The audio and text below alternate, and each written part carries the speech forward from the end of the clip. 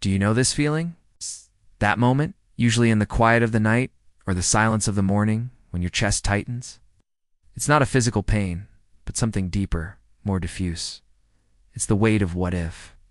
What if I fail that presentation? What if I never get the job I dream of? What if this uncertainty never ends? What if I'm not good enough? The mind, which should be our sanctuary, turns into a private cinema showing only disaster movies, all starring ourselves in the leading role. This is the face of modern anxiety. A paralyzing fear, not of a real, present threat, but of a ghost. The ghost of the future. Today, we will dive deep into this experience. We won't just talk about the symptoms, but about the root of this feeling.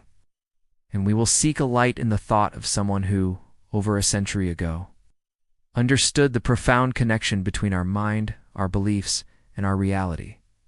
The philosopher and psychologist William James. This is not a video about magic cures, but an invitation to understand and perhaps begin to change our relationship with the unknown. This is real anxiety, the fear of the future and William James's will to believe. William James described our consciousness as a river or a stream, the famous stream of consciousness. He said that thoughts are not separate, static entities. They flow, they merge, one leading to another in an uninterrupted succession.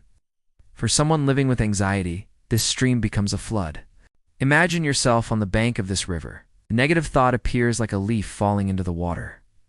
I do and think I'm prepared for tomorrow's meeting. Harmless, perhaps, but then this leaf is followed by another. If I don't do well, my boss will be disappointed. And another, if he's disappointed, I might lose my bonus. And another, if I lose the bonus, I won't be able to pay that bill. In seconds, the calm river has turned into a raging torrent that drags you into a catastrophic future. The problem isn't the first thought. The problem is our inability to see it for what it is. A leaf, a possibility, not a fact. Anxiety convinces us that every negative leaf is a prophecy. We merge with this flow, believing we are the storm, not the person observing it from the bank. This is where one of James's ideas, though simple, becomes a powerful tool, he stated. The greatest weapon against stress is our ability to choose one thought over another. Think about that. The ability to choose. This doesn't mean we can simply stop negative thoughts. Trying to do so is like trying to build a dam in the middle of a flood with your bare hands. It's exhausting and futile, but we can choose not to board every thought. We can choose to focus on another leaf floating by. I have prepared the material I could, or I've handled difficult presentations before and survived, or even feeling nervous is normal. This choice is the first step to getting out of the water and back to the bank, to observing the flow without drowning in it. It's about training the mind to differentiate thought from reality, projection from fact. This brings us to the heart of our topic and to William James's most radical contribution to this conversation. His essay, The Will to Believe. James's premise is provocative. He argues that in certain situations where the evidence is inconclusive for either side, our passional nature not only can, but must, help us decide what to believe. And what situation is more inconclusive than the future? Let's be honest. You have no concrete proof that you will fail, just as you have no concrete proof that you will be a resounding success. The future is, by definition, an open field of possibilities. Anxiety dogmatically chooses to believe in the worst-case scenario and treats it as a foregone conclusion. It fills the void of uncertainty with fear. James offers us an alternative. He says we have the right to believe in the positive possibility, especially when that belief has the power to create its own reality. Think of a mountain climber about to leap over a chasm. He is not 100% certain he will make it. If he allows himself to be dominated by the belief that he will fall, his muscles will tense. His hesitation will make him jump with less force. And the belief in failure can, in fact, cause the failure. On the other hand, if he cultivates the will to believe that he can succeed, his body responds with more energy, confidence, and precision. The belief in the ability creates the ability. This is our chasm, the future. Believing we are incapable of handling it paralyzes us. Stand on the edge of the chasm, trembling, seeing only the abyss. Believing that we have the inner resources to face whatever comes not, that it will be easy. but that we are capable gives us the momentum to jump, anxiety tells us. You cannot act until you are 100% certain, James tells us.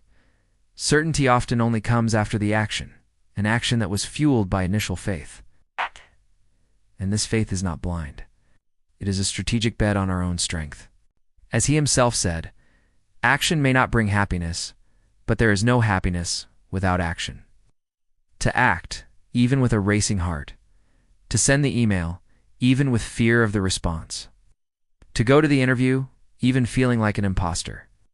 Every step is an act of faith in our ability to handle the outcome, whatever it may be. Paradoxically, it is this movement that begins to dissolve the ghost of fear.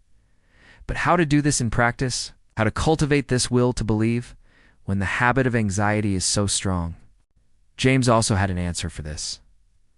The power of habit. For him, we are bundles of habits, physical, emotional, and mental. Anxiety is in large part a mental habit. We have become accustomed to following the neural pathway of worry. It is wide, well-paved, and our mind travels it automatically. Creating a new path of pragmatic confidence, of faith in action, requires conscious effort. Start small. Don't try to change your entire worldview overnight. Start with the next hour. What is the one action you can take right now to address the source of your anxiety? No matter how small, send a message. Organize your desk. Read one page of a book. Each small action is like a hammer blow, forging a new neural pathway. Every time you act in spite of fear, you send a powerful message to your brain. See, the catastrophe didn't happen. We survived. We managed. James understood that change comes not from a sudden epiphany, but from disciplined repetition. Just as we exercise a muscle, we can exercise our courage, our resilience, our will to believe. The goal is not to eliminate anxiety forever. That would be unrealistic. Fear is a human emotion, and sometimes a useful one. The goal is to change our relationship with it, is to see it not as a prophet, but as a loud and often misguided counselor.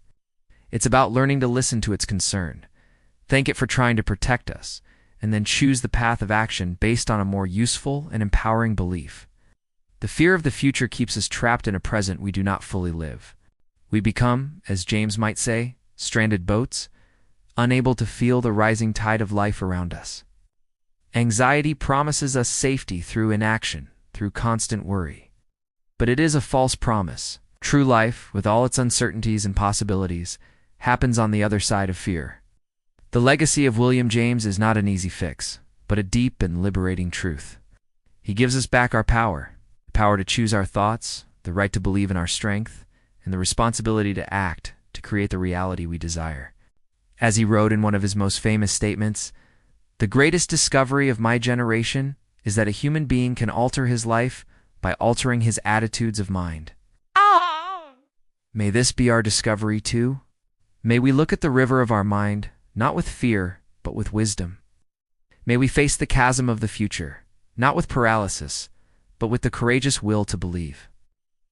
And may we, step by step, habit by habit, begin to build a life defined not by the anxiety of what could go wrong, but by the infinite possibility of what could go right.